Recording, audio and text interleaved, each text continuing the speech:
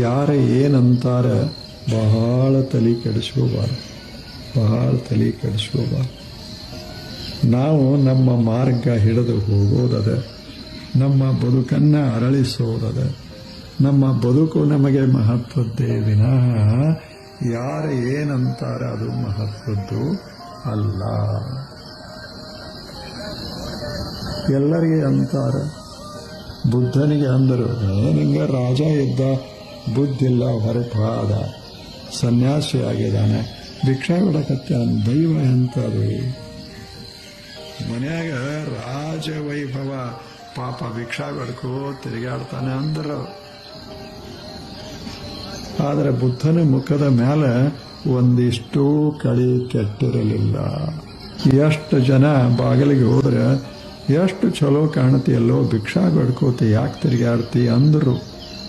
ಅವಾಗ ಅವ ನಕ್ಕು ಮತ್ತೊಂದು ಮನೆಗೆ ಹೋಗಿ ಬುದ್ಧಂ ಶರಣಂ ಗಚ್ಚ. ಹೌದಲ್ಲ ಹೇಳಿ?